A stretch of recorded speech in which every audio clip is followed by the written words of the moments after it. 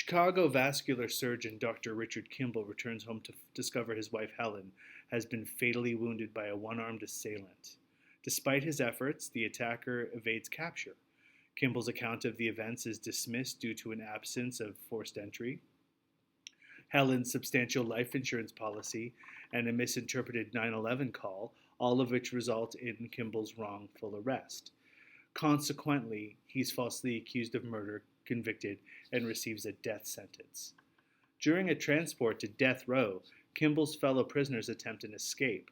In the unrest, two prisoners and the driver are killed, sending the bus down a ravine and into the path of an oncoming train. Kimball saves a correction officer and escapes the collision. 90 minutes later, Deputy U.S. Marshal Samuel Gerard and his staff arrive at the derailment scene and launch a manhunt.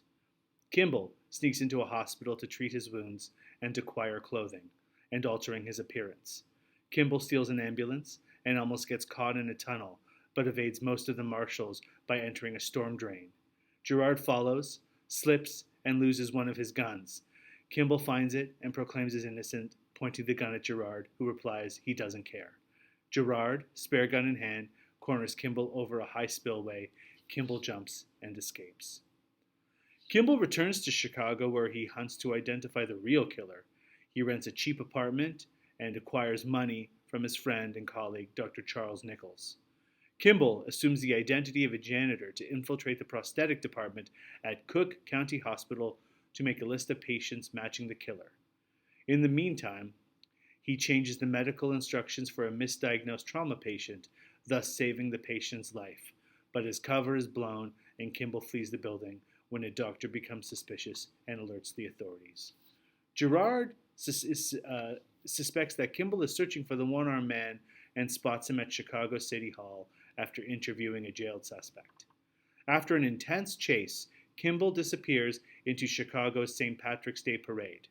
Later, he breaks into the home of another suspect on his list, Frederick Sykes, and discovers a photo that confirms Sykes is the killer. Sykes is a former cop who now works security for Devlin McGregor, a pharmaceutical company that is releasing a new drug called Provasic.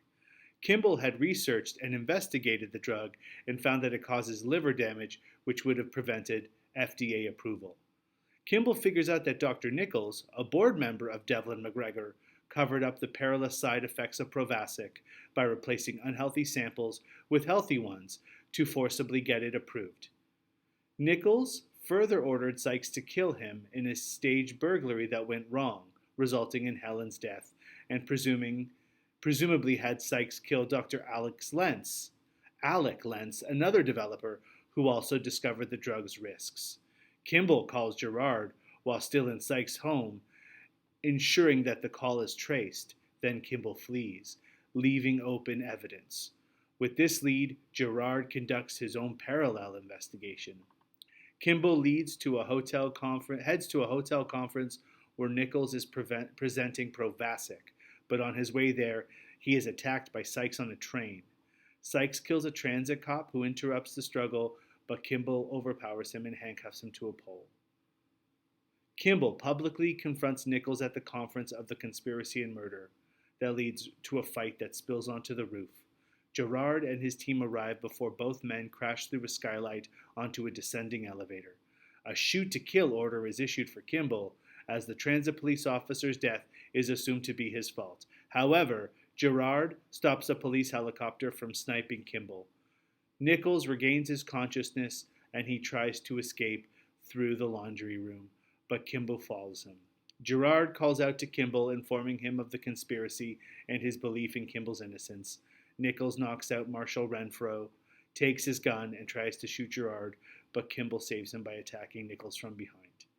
Kimball surrenders, while Sykes and Nichols are arrested. He is escorted out of the hotel as the press questions the police about the newly found suspects, indicating his innocence. Gerard uncuffs Kimball and offers him an ice pack in the back of a squad car. They are driven away into the night with Kimball's exoneration assured. Thank you for listening. That was the plot summary, according to Wikipedia, of the 1993 movie The Fugitive, starring Harrison Ford.